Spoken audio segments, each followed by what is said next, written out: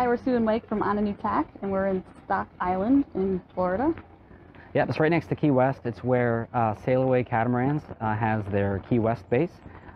We are here for the North American debut of the Vision Yachts 444.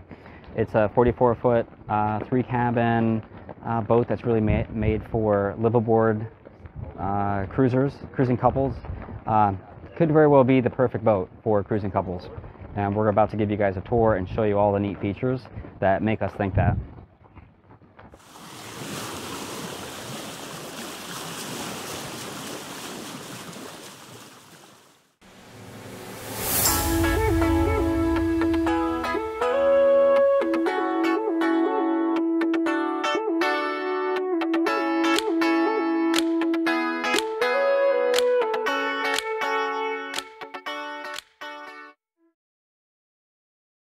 So the storage out here is actually really nice.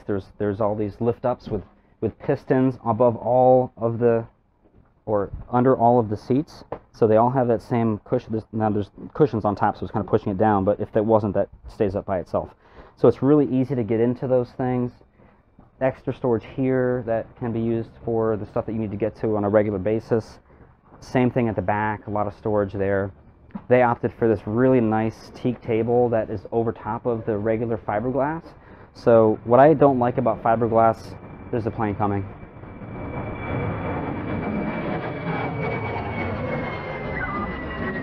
Yeah, I just got there.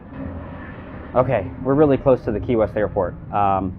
So anyways, what I don't like about fiberglass tables for a cockpit is that they're going to get scratched. You're going to move things across them, and then they're going to not look as nice as they did when the boat was new. So this is obviously can scratch as well, but it's not going to show nearly as much, and it also can be refinished, and it looks more like patina instead of just a big scratch. So the floor is an EVA foam. It's really nice, really soft. It's standard on the boat as well. And the enclosures we found out are part of the included in the price as well. So you have the enclosures all around the cockpit and then also around the Helm Station. So it's a really nice value to have that built in and have the boat maker just be involved in getting that in place.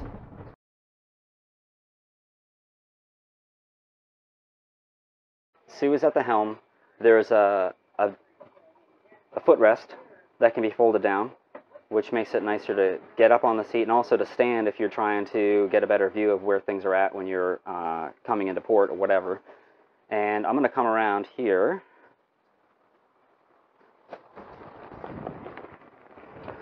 It's amazing that you have this is like the perfect elevation. You have such a good view of everything around you. And when you stand up, you can see every corner. You can see the back corner there, but you can look through. Yeah, you can look through right here. See this back corner. You can look right there, and then it's probably the best visibility and most comfortable helm station that I've seen. Here's all the winches and lines and what are they called? Clutches. I can't think of the name of them, but they're all right here. And there's line management pockets, which are super nice. That's one thing that we don't have in our boat, and it's really annoying. There's one for this side and also one for that side right there. You can see a huge, there's room for this ginormous 16-inch chart plotter, which I think is great because it's your dashboard, right? You want to have as much real estate. Ours is a decent size for our boat, but I wouldn't say there's really much of a top end where it just becomes too big. And one thing I did notice is I don't see a VHF radio up here, so I don't know if it's only in at the nav station. It might be. It'd be a question I have to ask. There is a windlass up-down switch here, which is really nice as well, and there's one up at the anchor itself. But you could do a lot of it here if you kind of had the anchor prepped to be able to drop it from here. The same flooring that is on the teak flooring that they have in the cockpit area, they have a gray version of that throughout the entire upper part of the boat, which is amazing. It's so soft and comfortable to walk on. I've not seen that before on any other boat. Flush hatches too, which is another, again, James doesn't want there to be trip hazards, so you'll see in a second how clear the deck is. And you might wonder, like I did, well, where does the water go that gets inside here? There's actually built in, there's a drain hole that goes off to the outside of the deck, which is amazing because a lot of times in other boats you'll see where that's just like a channel that's just in the surface, which is good. It's not ever going to get clogged, but it's nice to not see it at all, and you really shouldn't have anything that gets in there to clog it anyways. I mean, if it's just rainwater or sea spray. Another thing that's amazing is how wide the walkway is. And I don't think the video is going to do it justice, but I mean, I have not seen such a clear open walkway. It feels so safe walking around the boat. Yeah, you hardly even have to walk around the shrouds. I mean, this is, can't see myself holding it. But this is, it's really easy just to grab onto this and you can go by it no problem. There's no grab rails up here to walk around, but you can just grab on the underside of the fiberglass. Jack lines are standard with these nice high mounting points. James feels it's important to have these up high, which I completely agree with, because a lot of people will have them down low, and if you're tethered in with a, you know, in rough seas, and you happen to go over these lifelines, you're going to be dangling and have to somehow get back over there. And if you're attached up here and you fall, you can't get far enough. You can't get far enough to go over the lifelines. So it's a much better way to go about that solution. So Thomas and Terri opted for the roller, the boom furling main, which is really nice. They basically just said that they have to put a mark so that the boom bang is at the right, puts the boom at the right angle. And if it is, then it goes up and goes down really easy. It's something that they don't even have to go up on the coach roof at all, because this line right here is what pulls the sun protection sleeve all the way to the back or all the way to the front. And reefing is just picking different points at where they want to stop, and they say they kind of do it based on where the battens are. But you get all the performance of a full-size sail, and you don't have to go up and, you know, change reefs in bad weather and be up more exposed than you have to be.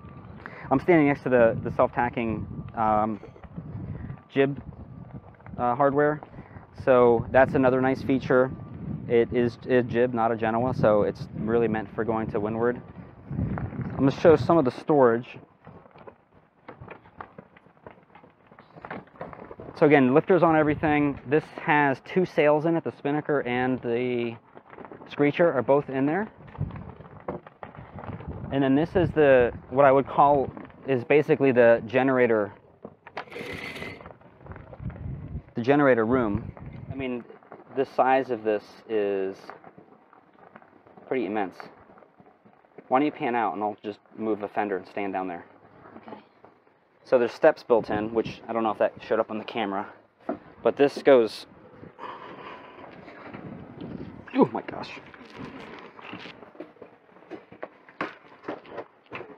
way down here. I mean, there's room, it's like to work on this.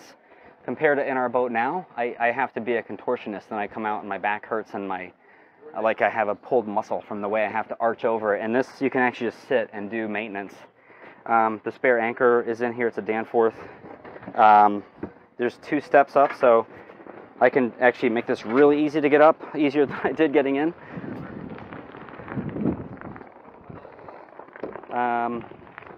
Anchor is stored up here. It's got a huge windlass. I don't know how many watts it is, but it's really large. So there's the windlass, there's the chain storage. There's 120 meters of chain on this boat, so it's really set up to be anchored in all kinds of conditions and depths.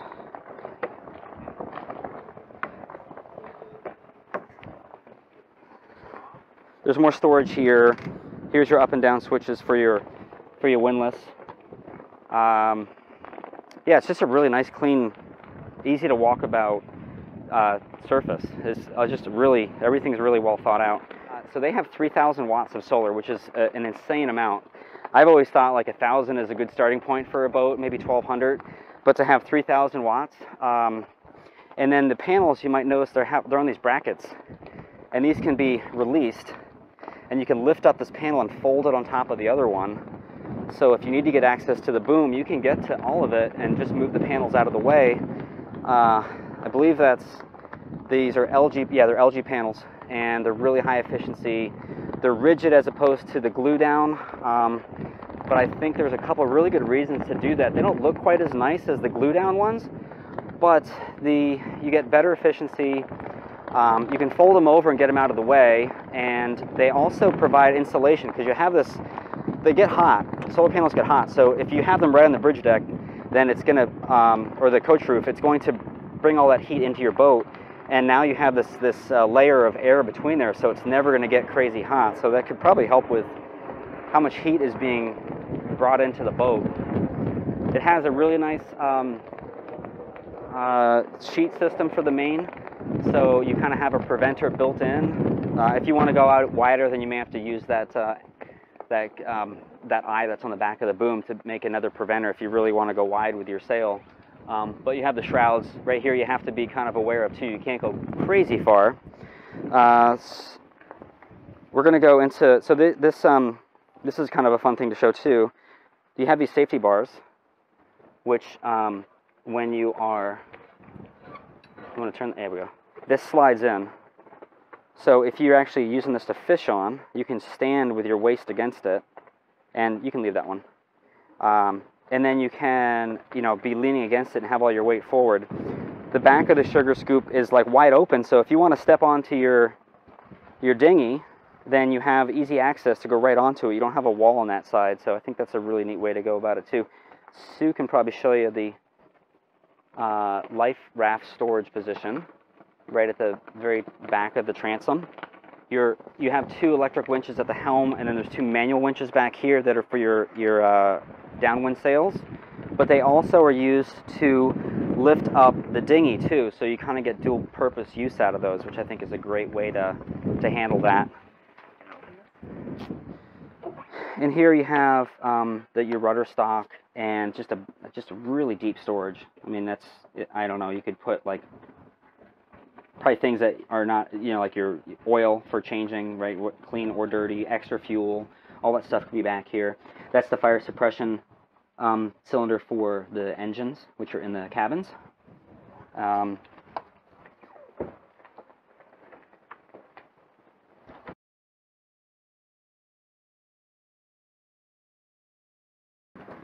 This is a really neat feature on the boat, the step that folds out off the side of the boat so you can go ashore. I'd like to Very grab easy to just fold it up and latch it. I'm not going to mess with it because it's theirs. But I think that's a really unique feature and very handy. This is actually made to be a cooler. They use it for a cooler or storage when they're not using it as a cooler. That would be a nice big extra cooler space. Yeah, so these are slots that you could put in a board. Like a washboard, yeah, I think they call it. Break waves if you have following waves from, you know, breaking onto your boat. And they said that when during the crossing, that actually came in really, really handy. Like they were amazed at how useful it was. They used it a lot more than they expected to. Okay, so you want to open up that lazarette there, and that's where the water maker is. It is a 24-volt Schenker, and it is 100 liters per hour. It can run off the battery bank. Basically, everything can run off the battery bank. You have to do a little energy management, obviously, but if you want to run the AC, you can. If you want to run the microwave, if you want to run any of those things, you don't have to be the washing machine. You don't have to be hooked up to AC power to be able to do that, which is super nice if you're like Thomas and Terri. If you're living on your boat and you don't know where you're going to be on a certain day, you have all those options, which again, it's a really nice feature. There's a sliding hatch over here, so if you're coming into port and you have someone that wants to, if someone wants to stand there, why don't you show where you would stand if you were basically going to be using it? That opens really nicely. Yeah, it does. For how big of a piece of material that is. So then from Sue's viewpoint, here, I'll give the camera to you. So I can see around the boat. I can talk over to the Helm Station and help out with docking if necessary, or if I just want to see what the view is like underway. It's really nice. I almost fell backwards. So you can see that's the hatch size there, and that is big enough so that the engine can get pulled out from inside, which I didn't show the engines. Oh, yeah, we need to do that. Yeah, we'll do that. And I think that's about it. Yeah. Okay, well, let's Sue walk us back down. And I do want to try to give a sense of the size of the cockpit. I would say it could fit 12 people, no problem. Yeah, this is very comfortable, very spacious. You don't feel cramped at all. Yeah, one thing we didn't like on a couple other boats that we have been on is that to get into those seats, it's like a U shape. Like the Leopard, for example. I love the Leopard line. I think they make great boats. But their cockpit table can be really difficult to get into and out of because it's U-shaped if there's a bunch of people there. So this is really nice. You could even, I mean, if it was me, I'd put like 2 teak fold-out like chairs on this side when you want to eat out here if there's 4 people, because it's just like there's plenty of room to do that. The other thing they said that is when they made their passage, this is so wide, it's basically almost a twin bed. So we're going to lose Sue now. She's going to take a nap. All right, I'm going to go show you the engine while she naps.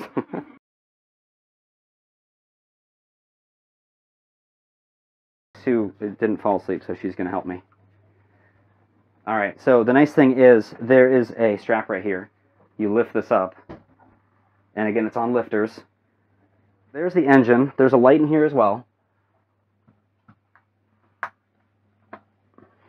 So it's a Nanny or Nani diesel. There is a prop here too if you're in rough seas, and I'm holding it because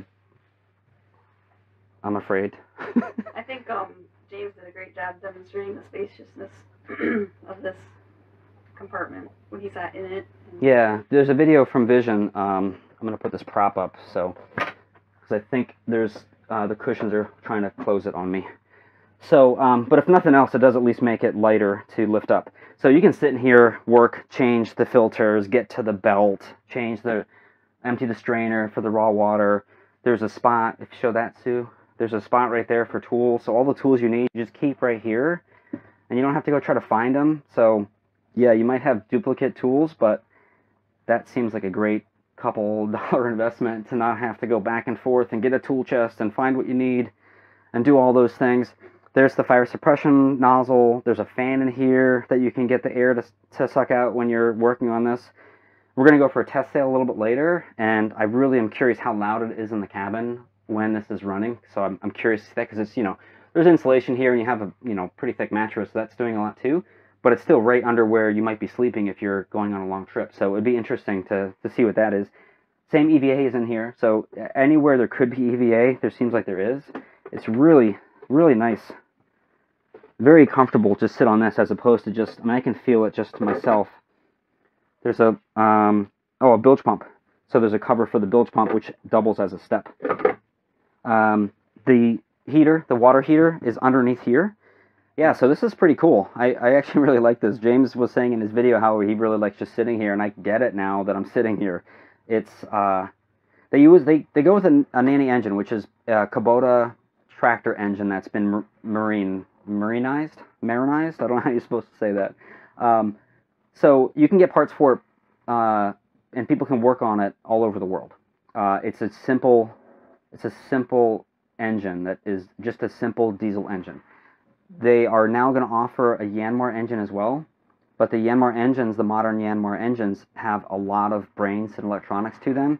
So depending upon where you're at in the world, you may not find someone that has the diagnostic tools that are needed to do the work on one of these high-tech engines. So to be perfectly honest, as much as I'm all about high-tech, if you're driving around a car and you want a super high-tech engine, well, okay, sure, there's service centers all over the place you can get to. But if this is your house and you're traveling with it, I think it makes sense, honestly. I think if it was me, I'd probably still go with the Nanny engine because it's just easier to work on than a high-tech engine. Oh, and I think this is a oil pump. So if you're doing your oil changes, the pump is kind of built in. It goes right to the bottom of the oil sump. So it's definitely, you can tell there's been a lot of thought put into the using of the boat and the living on the boat. So, yeah.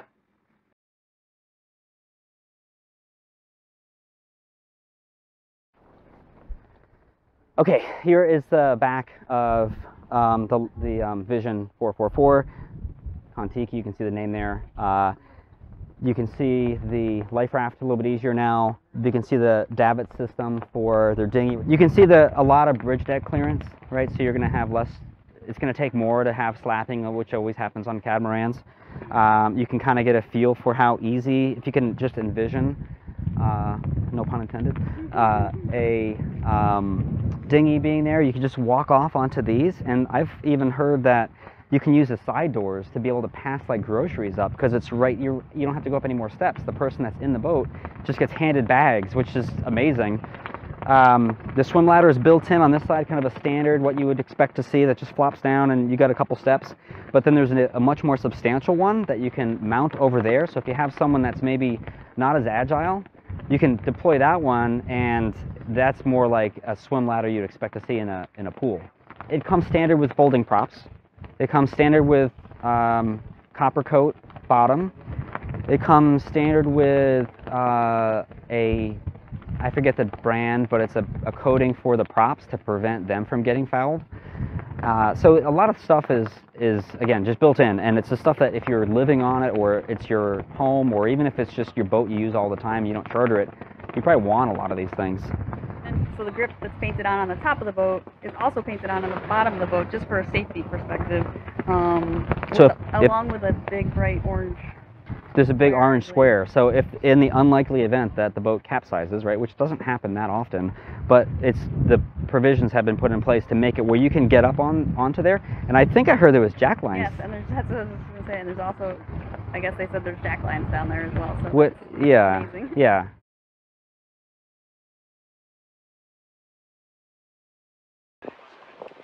Exciting, we're taking off, leaving the marina for the first time.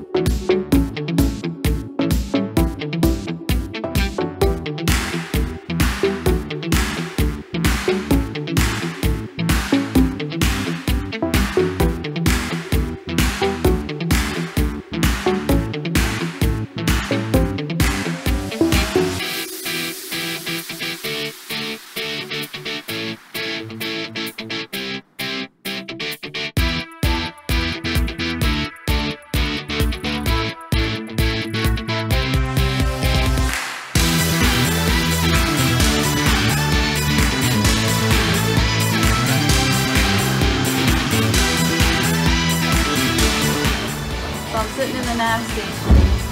We're underway with pretty big waves, and I see Mike sitting up in the little chair on the front of the boat filming as well. That's gonna be some good video. Hold on, Mike.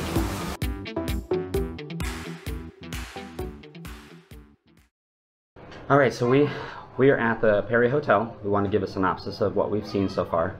You're going to hear some noises in the background. They're going to consist of roosters and chickens, and probably planes. There's chickens running around here at this hotel, and we're real close to the Key West airport, so that's still a factor.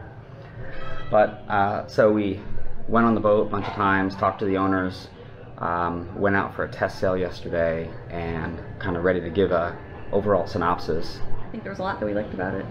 Yeah, we kind of asked the question in the beginning, have we found the perfect cruising catamaran for couples? And I think we may have. I think it's it kind of checks all the boxes. Yeah, I mean, obviously for different people depend on budget and their goals, but sure, it's great size wise. It has everything included. Yeah. Rooster. Yeah, 45, that mid 40 size seems to be about perfect for. Yeah, not too big that two people can't handle. Yeah, you can get by with smaller. It's just going to be a little bit slower and a little less storage space. But I think if you're actually replacing your home with something like this, which is what they're targeting, it seems like it's the perfect size.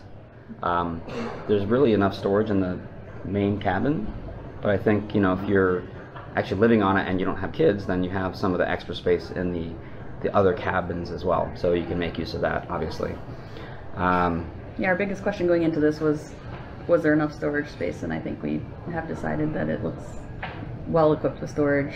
Yeah, and on the whole, we don't know how this is going to show up in our videos yet, obviously, but on the whole, everything looks way bigger in person than it does on the videos that Vision put out. And those are great videos, but you just don't get a sense of how wide the cabins are, how wide the doors are, how wide the walkways are, how big the cockpit is. I'd say the only thing that I wasn't really thrilled with is when we went on the test. Two things that I can think of. Okay. When we went on the test sail, it has a jib, not a Genoa, so it's pretty small. It's really just a sail to use when you're going windward. It seems small. Like I would almost want, if it was me, I'd want to see what other sides could fit on there, because it seems like it just needs a little more head sail. And the other thing is there was a really slight mishap at the dock, and there was some contact made at the transom, and it caused some damage because of the foam construction, fiberglass over foam. It actually did more damage than I would have expected. It's still not a huge deal, and it's going to be easy to repair. But I know that if it was our boat, our Beneteau, which is heavy because it kind of you need it to be because it's monohull, if we had that same amount of impact, I don't think it would have done anything except maybe crack the gel coat, which would have been substantially less to worry about. This, you can actually see a little bit of the core. So if it was me, I would, if I was James, I would strengthen up that back section of the transom, and then the very leading edge of each keel or each hull, which is beautiful. It's a really nice forward-leaning, modern-looking edge, but I would imagine it's the same thing. It's kind of a thinner layer of fiberglass with foam, and it's going to add weight, but it's such a small amount for how much it would bring to the boat. And those are the high-impact areas where you're going to hit something, someone's going to hit into you. That's going to be probably the biggest chance of an impact. So those are my two things. Otherwise, if they would give me one, I'd move on tomorrow. Yeah, I mean, all of the interior finishings were beautiful. The floors, the cabinetry, it was very comfortable and easy to walk around, and a lot of grab rails, so I could, as you're underway, there's a lot of places to grab onto.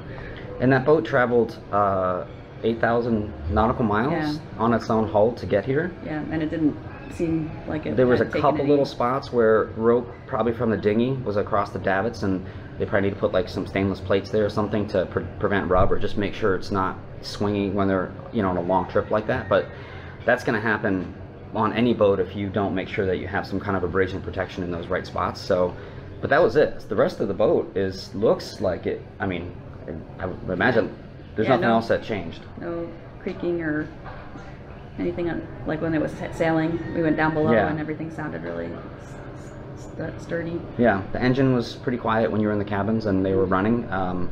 It was certainly something you could fall asleep to because it's a very consistent drone, but quieter than we expected. And I would imagine you could probably add insulation if you wanted to make it even more quiet. I think it was quieter than our generator on our monohull. Yeah. And that's not under us, that's the next room forward, and there's insulation in there, and still it's quieter than that. You definitely hear a lot of water rushing past the hull noise when you were like all the way forward, and we were going at about 8 knots, and it was a good amount of wind, and it got to 8 knots consistently very easily, so that was great. And it wasn't, I don't think the sails were optimized for what we were doing. We were kind of just showing tacks and jibes and seeing how fast it got back onto the wind and all that. So yeah, again, from a comfort standpoint, the flooring throughout the boat, on the outside of the boat, was really nice. So nice. So nice. And I think I was talking to someone yesterday, and their concern was what happens if it doesn't hold up, And according to Thomas and Terri, if they give you a layout of the flooring, like each piece has a part number, and if something gets damaged, then you just let them know which part needs to be replaced, which is really nice. It is nice. You wouldn't want to do that for the entire boat. No. Like if it started to just fail because of sun, and that's something that obviously after 3 months we're not going to know. Yeah. Time will tell. Yeah, time will tell. But there is options at least, so that's good. But to have it standard, I think, is just a lot of other things. I think that was one of the big takeaways for us, and what got us interested to actually come down here when they reached out to us was how many things were standard and how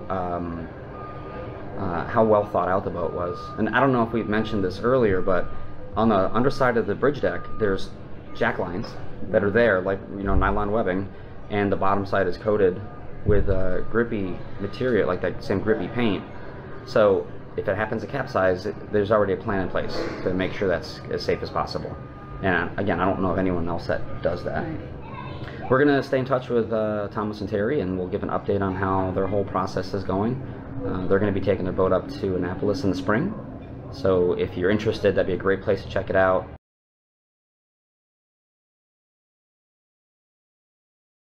We're here with Tommy and Amy from Vision Yachts, and they're the ones that invited us down to their Key West Boat Show and wanted to spend a little bit of time getting to know them and what they bring to the boating world. So welcome, and thank you for spending some time with us today. Appreciate it.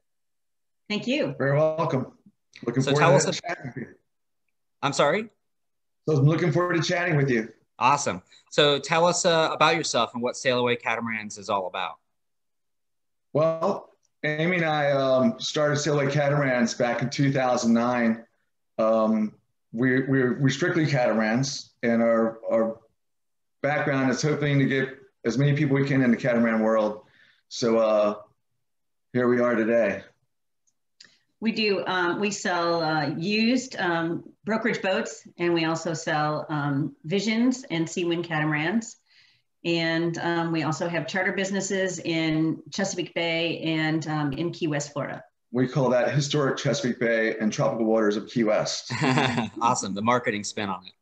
Exactly. And headquarters is Annapolis. Is that right? That's right. Yes. Awesome. Yep. So you invited us down for this Key West show that you guys put together. Beautiful resort. Really nice just outside of Key West. And congratulations, I think it went really well, and you got a lot of interest. We saw a ton of people there, and I know you actually got deposits on a lot of boats, which is the whole purpose of it. So that's awesome. Yeah, it was a really unique setup. With the COVID restrictions and boat shows being canceled, we took an opportunity to take advantage of our charter fleet, which is a variety of catamarans. We have Leopards, Lagoons, Nautatech, Seawinds, and having the Vision arrive and doing the debut, we had a really, really unique setup there at the Perry at Stock Island Marina. We had over 100 guests over a 3-day weekend, and a very successful. The Vision response was amazing. We officially took 8 orders that weekend on the Visions, which to our surprise, it's really wonderful. The reception the boat got is absolutely wonderful. We've known how great. Oh, sorry. Go ahead, Amy. We've known how great this boat is for, quite a while now, and it was just nice to see other people's reactions. It was a great boat to me when we were building the plugs to build the mold to build the first boat. Yeah. So you were actually involved, from the ground up, you were involved and had a big part in working with the builder over in South Africa, correct? Yeah, that's correct. Amy pretty much thought that I had a relationship with the builder because we talk every single day over our coffees. She's like talking to your boyfriend once again. Yeah. So 6-year relationship, I think, since 2015. Yeah. That's 6 years. Wow. But it's an amazing ride. And, this past weekend in Key West is true testament.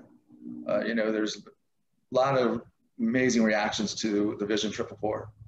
Well, when you invited us, sorry, we keep going over top of each other. Sorry, go ahead, Amy.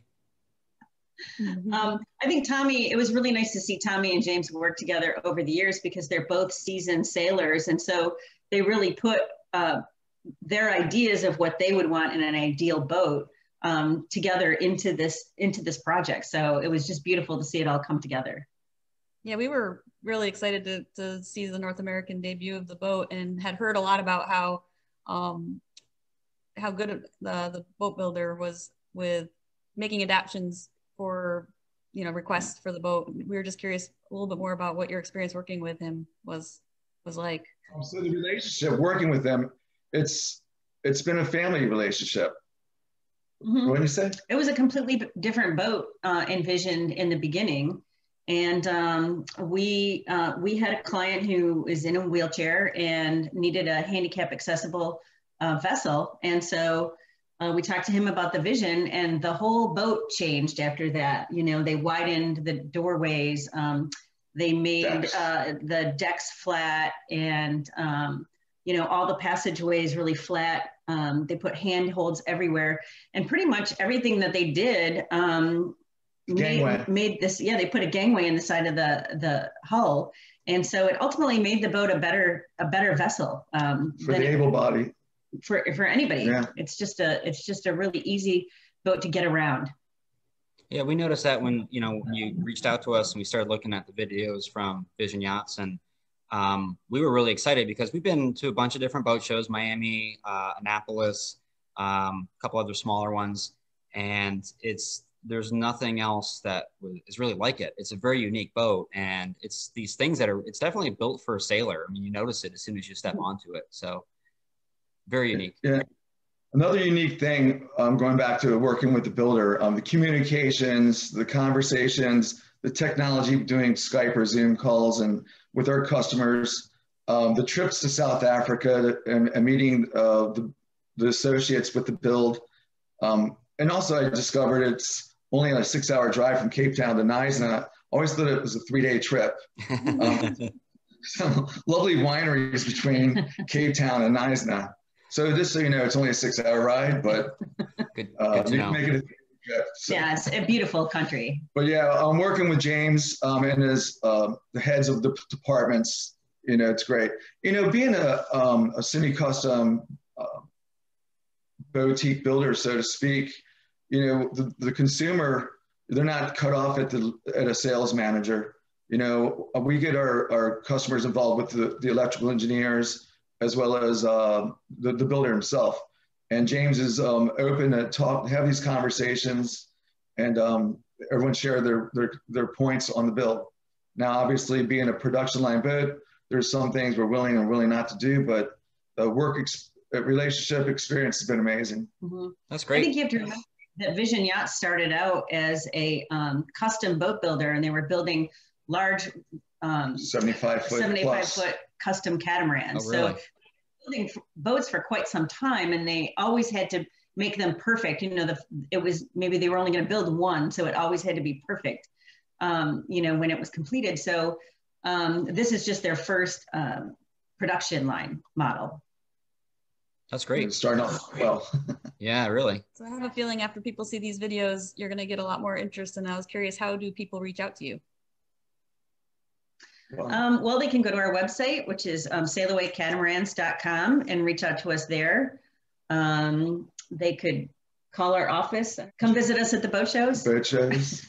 Social media, we have Facebook pages for Vision Yachts, Sail Away Catamarans. Yeah, boat shows, of course. And all your bloggers can follow us too. Yeah. Well, we're actually thinking of coming up to that spring show. We have great friends of ours that are up in Annapolis. So no better excuse than another boat show to go visit them. They're boaters as well. So they would I'm sure they'd love to see the boat. They have long-term plans of retiring onto a boat. So maybe you'll get another customer out of them for all we know.